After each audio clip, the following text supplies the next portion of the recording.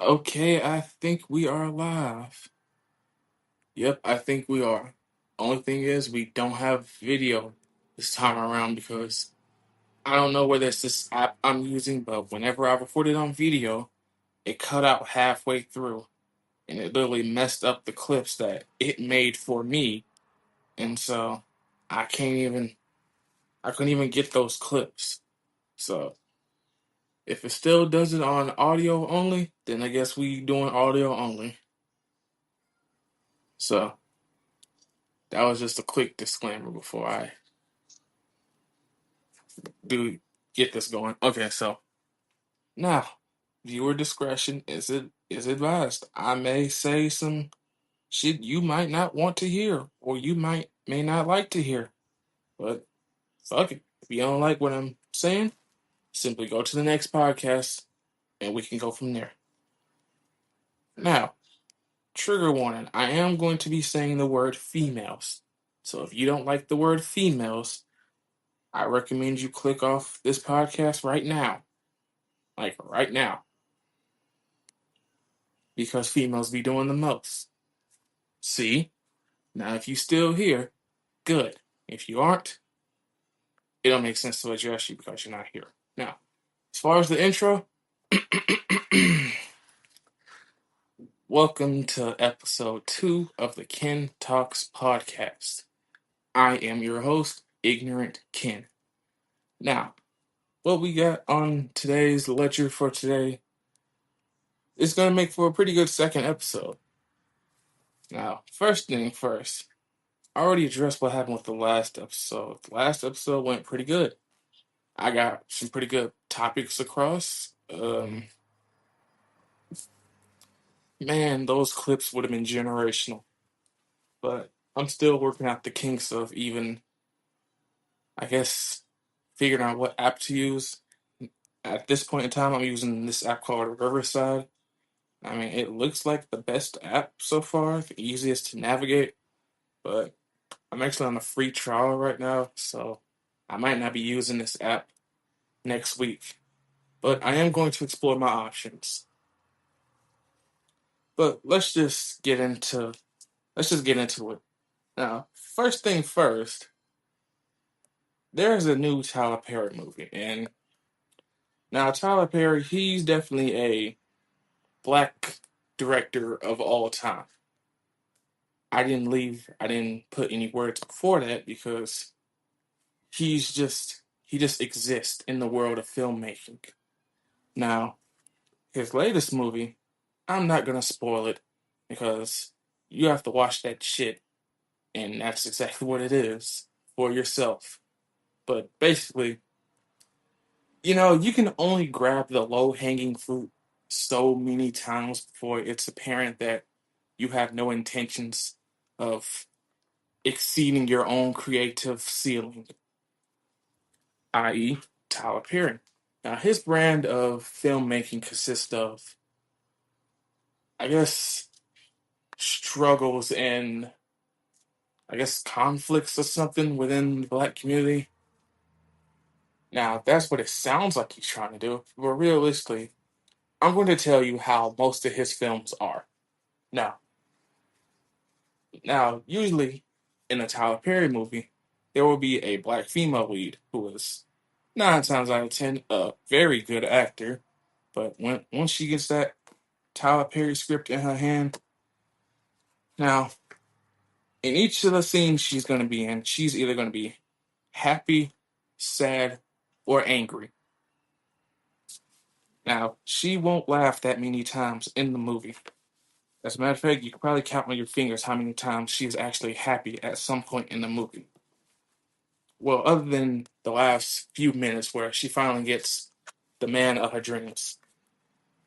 Now, as I was saying, she's usually sad, angry, or I forgot what I was gonna say already. Hold on. She's usually sad, angry, and barely happy or something.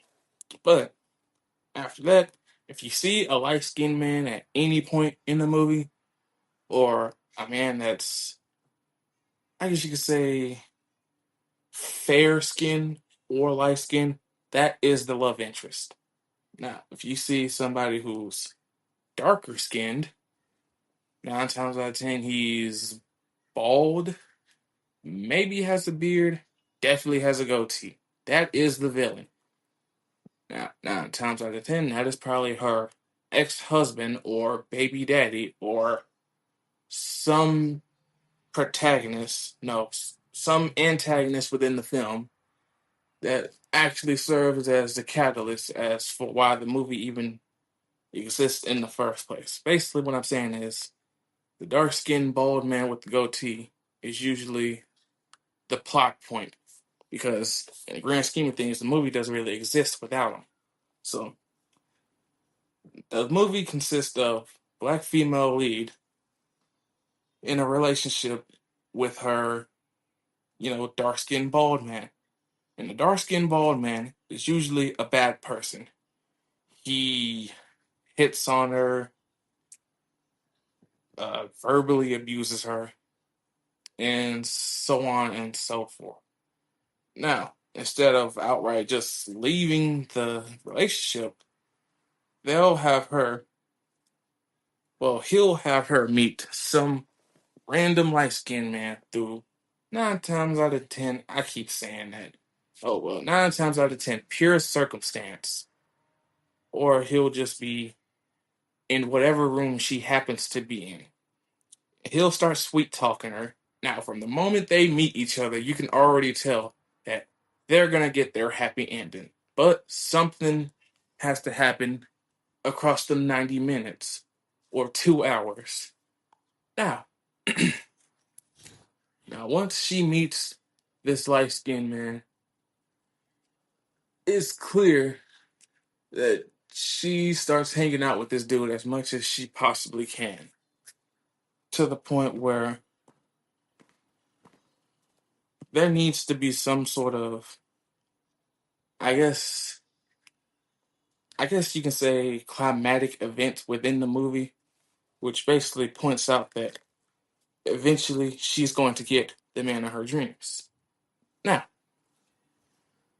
blah blah blah. A couple of friendly dates between the black female lead and the light skinned man, and something happens to the dark skinned bald man. He gets his comeuppance, and then blah blah blah. Happily ever after. Now, what I just said to you sounds like one movie in particular. But no, what if I told you there are at least, I would say most of his movies, but I can probably name you a couple right off the bat. Let's see if there's Diary of a Mad Black Woman. That's what I just described to you. Let's see. The Force in the New Black. That's that old movie from last year. Let's see. Hmm. I Can Do Bad All by Myself. I know what you're thinking, but you said dark skinned bald man. The dude she was with in that movie was a bald dude with a goatee. Come on now. So that's three. Uh Family That Prays. I don't know, but it definitely involved another another dark skinned dude with a bald head and a goatee who was hitting on his woman. So that technically counts as four. And then we have, you know, I would say Big Happy Family, but that was more of a familial drama or something. But another one I could say off of that is Homecoming. The little Medea homecoming thing where a gay guy's mom, it turns out she's having a relationship with his friend that's in college with him. And then all of a sudden the husband, the ex-husband, who is a dark-skinned dude who's bald with a goatee, somehow is the villain, when in reality all he did was mess with her friend or something while they was divorcing, which is pretty standard. But when that confrontation happened at the house, okay, I'm about to spoil it. Medea literally pulls out, I'll just say a shotgun, and she straight up shoots it in the air because she does not want him around. Okay, so I'm done talking about that movie.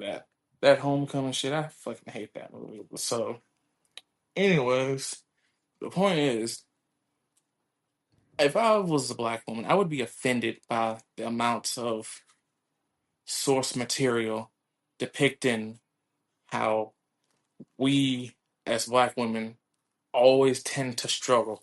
How, in the grand scheme of things, we always need just one good man to save us from whatever struggle we got going on at the moment.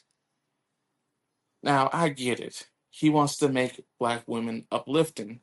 He wants them to be seen in a positive light.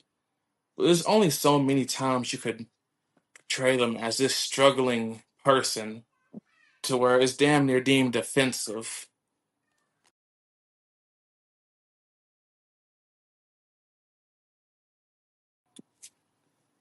Um, wow, what was I saying? Oh yeah, so just like the family that prays. Now that movie is about, I think, 5 or 6 black women struggling, which I would say is his worst movie. Because as far as worst case scenarios, like one chick has a man that constantly leaves her, one chick has a dude that's gay, one chick has an abusive partner who, oof, sends her kids to the upper room. Another one is a young is a I guess a young black girl who was on her way to college, but she gets pregnant and then has to get rid of it or something, black market style. And then you have another one who had a lust addiction. I'll just say that. And I'm probably not even up. I forgot. You had another one in that movie who ends up getting taken advantage of. And I think that's it. But man, I watched that movie for the first time like 2 years ago, and it was a really hard watch.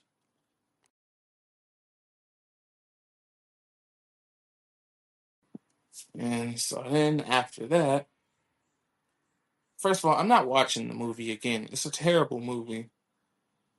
And it's, like I said, it's offensive to watch that and to hear him explain why he makes that type of stuff. Him to just say, oh, well, I want to uplift them. No, you clearly are trying to get a message out, and it's not a good one. But you know what? I done talked about, you know what? I think I'll keep going. So basically, I was thinking that maybe I was being too harsh on Mr. Perry, but then I realized, well, I didn't realize, I seen a trailer for a new Medea movie that's coming out. Okay, I ain't gonna lie, I didn't really watch it. I watched it on mute, and I can already tell it's not gonna be something that I would recommend watching. Because something, they going on vacation somewhere, and guess what? I seen another black woman standing next to some light skinned dude, probably her love interest or something. And so, no, we will not be watching that.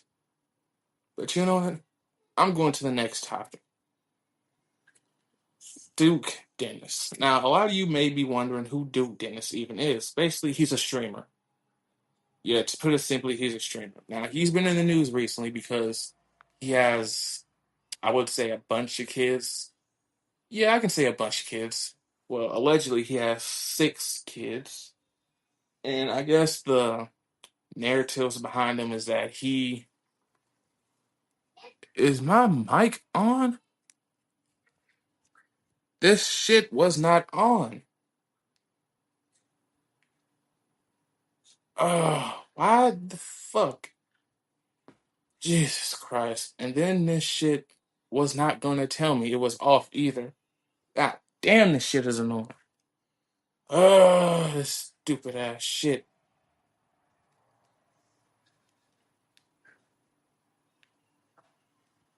I swear I thought I charged the shit last night. But anyway, Duke Dennis has 6 kids. Yes, allegedly has 6 kids. Now, the main thing surrounding him is that he, I guess you can say, has been seen lying about even if he has kids or not because he wants to, I guess, mess around with other chicks or something. In the grand scheme of things, it really don't matter whether he claims his kids or not. I mean, maybe from, I guess, a certain perspective, it might make sense, but to any women out here disagreeing about the fact that that's messed up of him to do, unless you're trying to outright marry the dude or something, or be his new chick or something, it really don't matter. It really don't. Because I doubt Mr. Dennis here is out here trying to get him a little girlfriend or wife somebody up. At best, he's trying to get him a quick and get on by his day. And so, and I said on one of my TikToks, he'll be okay because he will be. Because when have females ever been known to ignore obvious red flags within a man that they actually want? Now, keep in mind, I'm saying men they actually want. Like, they want to be pursued by this man. They want his attention. They want whatever he has to offer. It's not just a case of, oh, well, maybe she wants him. No, if there's a chick that actively wants this man, and if she actively wants this man, do you really think she'll give a fuck about how many kids he has? No. Even dudes, well, even males, they have no problem accepting a chick that has basically too damn much going on for her, but they don't care. You know why? Because they want her. So all I'm saying is there are women out here that are liable to do the same thing from Mr. Dennis here. But anywho, we'll talk about something that actually correlates to this. So Keith Sweat is a 90s R&B singer. Yes, he's an R&B singer famous in the 90s. Well, that was famous in the 90s. He was on stage and he said basically that modern women today are too entitled and that if you want something from him, you have to bring something to the table.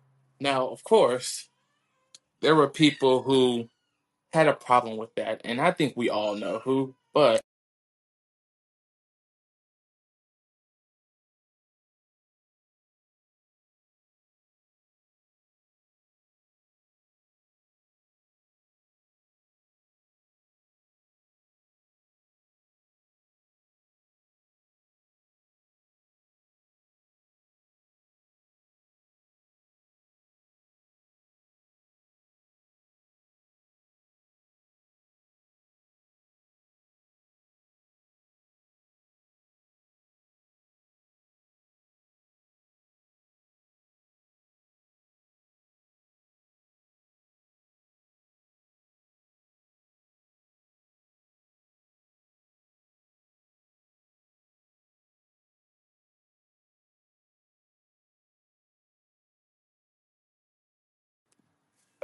goddamn mic issues yet again. But I was saying that now, first of all, it's not.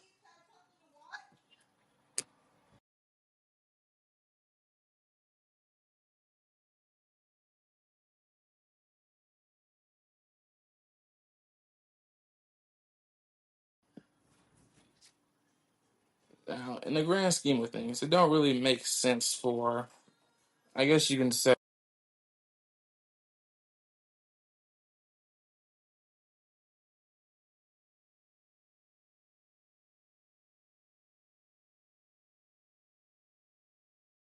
it don't really make sense for, I guess, any man to be called sassy or some shit because he wants something from his own woman or something.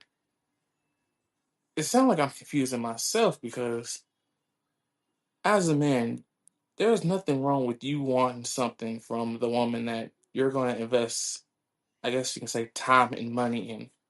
So if you ask her how she's contributing to said relationship, that's not an issue because women will tell you off rip they want a man who, I guess, has money or something, or is able to do the things that she wants him to do as a man. So it's no problem that a man should want something from his woman. But that's the thing. We live in a, I guess, age and society where men aren't even expected to want something from their partners to the point where it's wrong or something. But you know what? I'm actually done talking about that because that is just, you begin to realize some shit online is just way too common sense for it to be a damn conversation. Like, what are we talking about here? Keith Sweat is basically telling you what he wants from his woman that he's gonna have to spend time and money on. So what's the issue? And for anybody that's saying, "Oh well, Keith Sweat is old or something," that man sat there on a stage with a microphone in his hand. A lot of dudes these chicks be messing with, they don't even own a microphone. The only microphone they have is probably at their homie house or some studio they done booked time on. So the fact that Keith Sweat is in the 60s and he's still on somebody's stage, that should tell you he's desirable to at least, probably to at least 5 to 10 women out there, minimum. But you know what? I'm gonna go ahead and talk about something else that kind of correlates with that, and it actually came across my timeline, which is crazy. Now, I don't know the specifics of what was said in the clip, but a rapper named Jim Jones has been with his girlfriend for the past 20 years, I think. Well, the picture said 2006, so I think that's about 20 years. Now, Sierra, R&B singer, she's telling him that he needs to marry his girlfriend. Now, anybody on the outside looking in would see what she's saying and agree with him. Now, first of all, as if you a chick in a relationship with a dude for 20 years and he ain't necessarily put a ring on it, there should be no pressure to, because whatever you two have going on for the past 20 years, it's obviously working. Because even to be married, who said marriage is required for anything? At best, it's just a piece of paper. Because even as a married couple, all that does when you get married is basically combine you and her into one unit. And I think it's not really important for couples to get married. I mean, if they want to, then yeah, go ahead.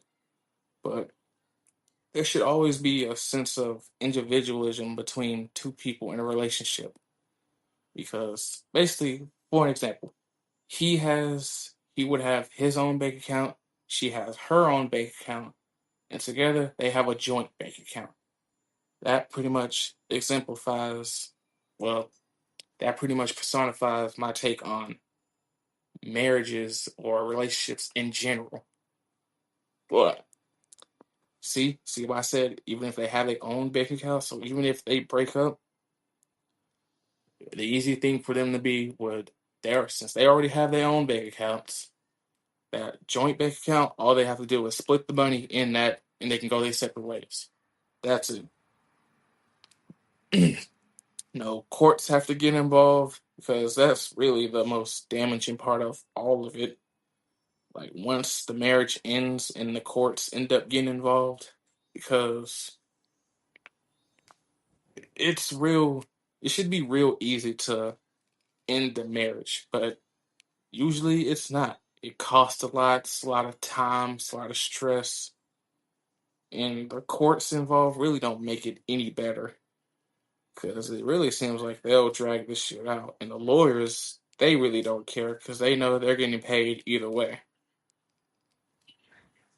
unless I guess the lawyers in question are friends with each of the people, which I mean, I ain't gonna lie, divorce lawyers are only a one-time thing that should be, yeah, used one time. I I wouldn't want to have a relationship with a divorce lawyer or have a divorce lawyer on standby because why would I? 'Cause technically speaking, you're only going to use them one time, right? Because why would you have a divorce lawyer you have on call unless you're actively planning on getting divorced? Because I ain't gonna lie, if you make more than average in your city, I don't think you should get married. Hell, if you make more than six figures a year, you shouldn't get married. But if you make more than $1 million a year, you damn sure should get married. And it's not even because of the woman in question might take your money. No, it's because the courts that I told y'all about will flat out force you to give any amount of money or something to her. Because basically what I'm saying is common sense already. You know, the whole prenup and stuff. Now, I know how to call it down the middle. I know how to call it like I see it. So basically, that applies to if a woman has a bunch of money too. I believe that even if this chick is a millionaire, y'all should just go y'all separate ways. Nobody has to lose or gain anything. But I think that's pretty much enough on that topic.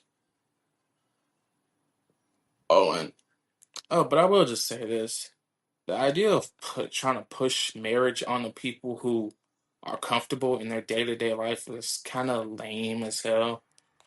Because technically speaking, Sierra was lucky in her own right to even find a husband to take care of her and her child, and then go on to have more children with the dude she married. So to be out here trying to push marriage on people is very lame, and to even do that. But that's crazy. I'm already at 28 minutes so far. But I guess we can keep going. Yeah, what else can we talk about? Ugh, I, I done went through my list so far. Oh my goodness. Wow, so basically, okay. So basically, I think I could talk about two more things. Because as far as equipment is concerned, I don't have enough equipment to even be trying to give y'all an hour worth of podcast or something. But I will just say this though. Um, you know what? But I can't talk about next episode. Next episode will be coming out tomorrow. I'm I have a lot of time on my hands, so I am going to be doing these every single day. Well, yeah, I guess you could say every single day. So, and it's 6:48 right now. My time frame for even starting these episodes will be 6 o'clock, and I'm gonna try to get a consistent upload schedule because it really just depends on how fast I'm able to put the proper format in place to even upload it. Because to even upload it, the the episode I did yesterday, like I said, audio, no, video cut out halfway through. So what I did was I exported the audio only version, and then I went to a website where you can convert audio into video, and I put a picture up of the episode one thumbnail, and then that's how I did that. And then I uploaded it to YouTube. Yeah, so that's basically how I'm going to be doing that going forward. Now, as far as clips are easily the hardest part of doing this. I see why clippers get paid so much because to go into streams and episodes, which are probably on average an hour long, and find clips is absurd. But I see why they get paid so much, and if I had enough money, I'd probably have my own clipper too. So my stomach hurts. That's because I'm lactose intolerant. I need to stop drinking milk. So yeah, we're at 30. We're about to be at 32 minutes. So I guess I can talk about one more thing. Okay, I'll just talk about some random. The movie Sinners. I have not seen it yet. I don't even know if I want to. I mean, it looks somewhat appeasing, but I don't know. It seemed like Mr. B. Jordan puts on the same form of dialect in well, not, I ain't gonna say every single movie, but he definitely tries to differentiate most of his characters from each other, but they damn near all have the same sort of dialect. For an example, any clips I've seen of the movie Sinners, the twins, and I'm using quotations here, damn near sound like Killmonger from Black Panther. And is that a bad thing? Nah. But I don't know. I might just be rambling because I haven't seen the movie. But will I watch it? Yeah, I'll probably do a quick review or some.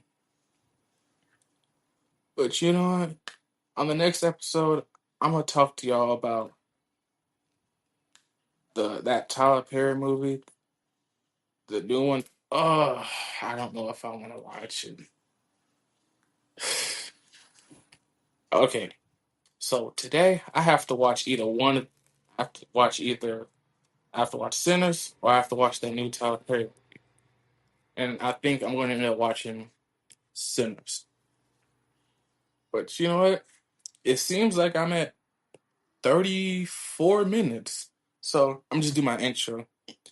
That is all for episode 2 of the Ken Talks podcast with your host, Ignorant Ken. Now, on the next episode, I'm going to have to dig into my bag of topics or some, or at least find something to talk about. Now, as for future guest, I mean, it's really up from here. If you feel like you want to come on here, I can interview you or something, then shoot for it. Go ahead.